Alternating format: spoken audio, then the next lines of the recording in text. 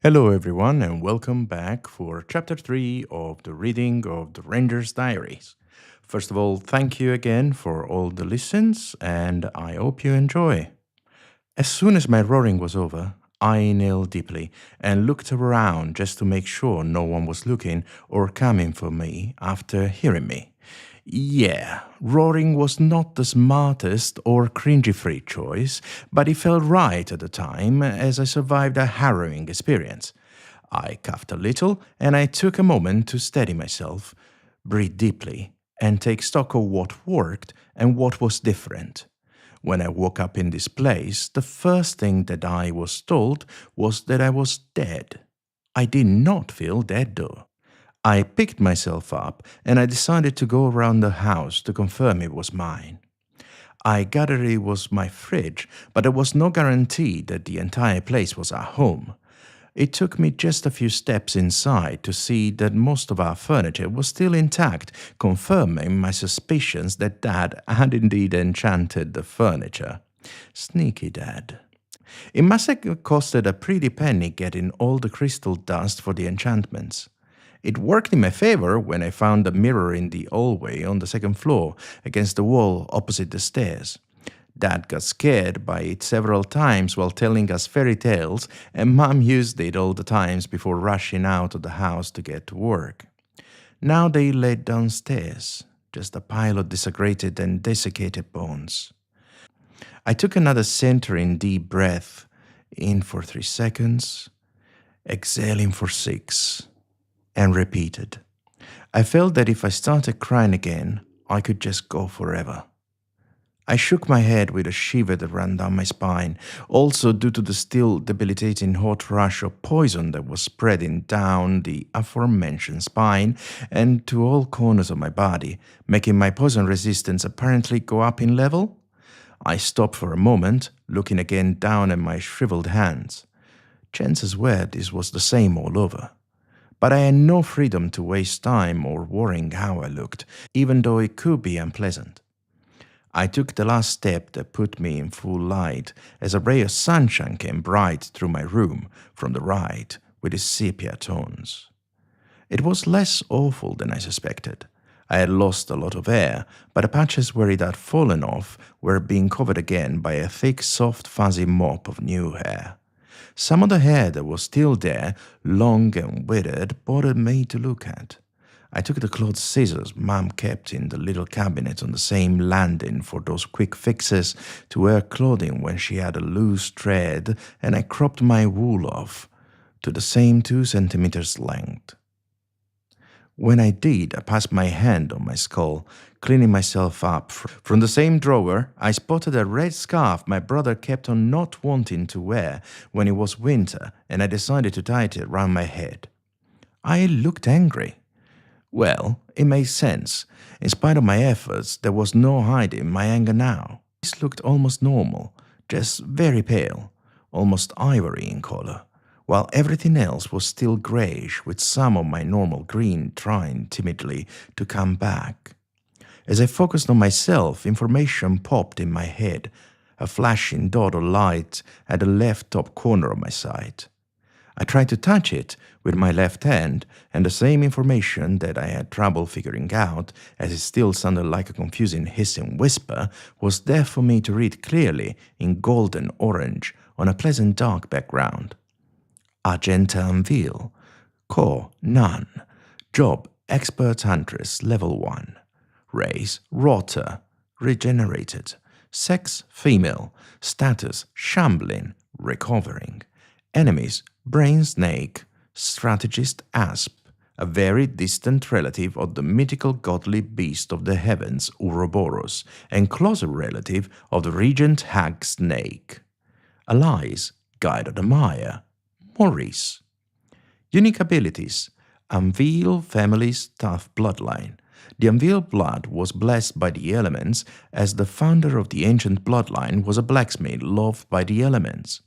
You seem to have undergone a baptism of poison, and the element seems to just make sense to you and welcomes you as a friend. Hymn of desperate love. This ability has lost part of its original effectiveness due to overuse recreating your brain repeatedly, but is still able to help you stay alive in desperate situations, once only. Its limits are not clear. Please do not lose another brain anytime soon. Your wish for death might be granted otherwise. General abilities: Poison resistance, basic, level 3. You are developing a resistance to poison at a quick pace. Developing resistances to some elements was always part of the Anvil family traits, but you, Argenta, seem destined to come in contact with poison and will always be good to you. Hunter's abilities: Tracking creatures, basic, level 9. Following creatures on all sorts of terrains comes natural to you, as you can differentiate tens, if not hundreds, of creatures from just their markings in the forest, droppings, or imprints on the ground. Hunter's sense, basic, level 7. The huntress knows when to go for the kill and when to hold back, allows to better hit the target if using a ranged weapon, naturally understanding where a weak spot might be for the target. Foraging, basic, level 5. Finding food in nature is very important, and you made a skill of not just locating after memorizing from books and lessons, but also gathering without damaging roots, branches, or any of the surrounding ecosystem. Well done, you. Range weapon mastery, basic, level 4. Being it a sling, a bow, or a blow dart, you have an inkling on how to better use them to hit the target at the optimal distance to deal maximum damage. I also appear to have attributes, but no matter how hard I tried, I could not change anything. My art and mind were very low, and when I focus on them... Attributes: Life, 651 out of 800. Physique, 20. Art, 4. Mind, 4. Knowledge, 10. Karma, 20. My physique was 20, my mind was just 4, knowledge was 10, art was 4 as well, and karma was 20. This data was telling me a lot and was telling me nothing. My mind being 4 made me think it was bad, and by comparison, my physical abilities should be way more impressive, which would explain how it was that I could headbutt a wall, but I was thinking just fine. If thinking at this level was achievable with a 4, what did a 20 look like? When I focused on it more, it revealed rotters had an upper limit of 5, rotting brains. Got it. Also, my karma was 20. I never heard of this word before. I was not sure what it meant or what I could do with it. I was a huntress. My heart should be way higher than this. I could draw just fine, I thought. Did it drop because I was no longer a trollop? Yeah, rotters could just go to 6 art. God, what do I do with any of these, I thought. My family name was also tied to something, some ability. Well, I got poison to the brain and I did not die. You did not die. The same voice as a snake says, just subdued, almost devoid of any feeling and color. Are you the snake that was eating my brain? Yes. If I had to give it a quality, the voice was sounding slightly resentful. I mean, I did technically zap it with my brain powers, and the snake said I was trying to absorb it. From her point of view, I might be the bad guy.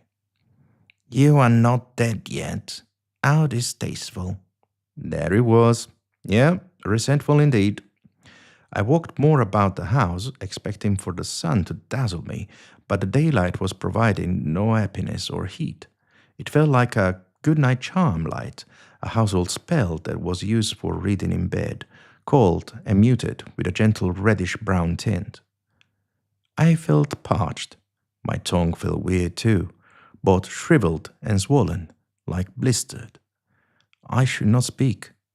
I carefully peered out of my room's window, looking at the devastated road, full of holes, just like the houses, like if a barrage of spells had opened holes everywhere. There were no completely intact surfaces, except for my house. The white tint of the walls felt old, dusty to the touch, and easily scraping off as I gently caressed it with the tip of my fingers. Green, purple, and colorless ooze was piled up where the houses met the streets. I had to wonder what that was all about. The entire panorama felt old and dusty, with puffs of rolling wind pushing sand around. It all looked alien, and something was nagging at me like, "Notice me!" But I was not sure what it was for a moment. I took another deep breath with my eyes closed, pondering. Then it came to me. I was the only source of sound. I swung the door of my room to confirm my idea. I heard nothing at all. Snake, can you hear my thoughts? Sadly, yes. What is this place? It should be my house and my village, but nothing feels alive. Given that my brain and essence have been forcefully absorbed by you, I am forced to answer your questions. This is the Maya, a realm of death, with capital D, you rotten snake eater. Deserved? But I cannot say I am sad about it. I am also not happy. You are still inside of my head. Is that going to be a problem? Also, where is this Meyer? Is this what happens when people die? The snake quieted down for a while, humming, as if thinking about her next answer as I got out of the house and walked up and down the street, looking inside the windows and doors. Nothing but more desiccated, leathery dead bodies and bones. I felt a wave of sadness wash over me, but I did not dare to cry. The swallowing and breathing was painful. Crying felt worse. I do not have enough information about this realm, but as a snake, I was local creature of the Maya. I was born in it. This is not just a place of death, and it is also not a place. This is a mix of real location, far removed from your world, and a magical reenactment of what happened to your village after your death. How is that I understand what you are saying? My brain and essences are being absorbed inside of your useless and delicious brain. That is also how I can exchange thoughts with you. Your attributes or stats, like for mind, are a reflection of what you were as a basic rotter, including the tumors that were drilling inside of you. Now your brain is better than it was when you were a trollop. It will be improving its value in due time, should you change your race.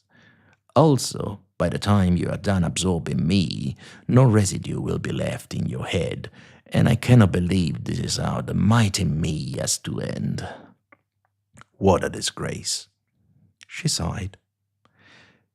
Yeah, about that. How is that I had tumors in my brain? Is that how I died? And what is a rotter exactly? This is unclear. Also, could you please stop thinking about death every time you exhale? It is exhausting and a waste of my powers, trying to push through this dulge of distractions. Also, a rotter is just what you are in this Maya. A mostly alive, but also undead creature. You are regenerating, becoming something more unique, and your organs are not yet fully responsible for keeping you in good health. Instead, as a rotter, you should have an undeath protocol for maintaining you functional, but your mind refused to form one, it seems, as it is too stubborn and trying to stay in control. You can once again thank your bloodline for this, partly. The other aspect, I suspect, being an overinflated sense of self.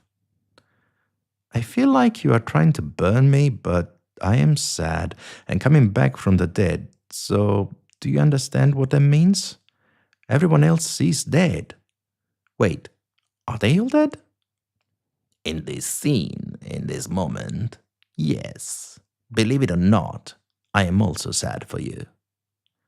I do not believe it, in fact. You know, the fully eating my brain repeatedly thing. But you know I am telling you the truth. I felt like a little sinister smile in the voice of the snake. I do. I guess before changing, she wanted to score some sort of points in our conversation. I quieted down again for a short while as I kept looking around. Some small green bird landed slamming on a tiled rooftop, chirping happily as it held a worm in its talons. No, not a worm. It was someone's finger, nail and all. Wait, sounds? That bird had a sound. Like me, that creature is native to the Maya. It is not a recreation.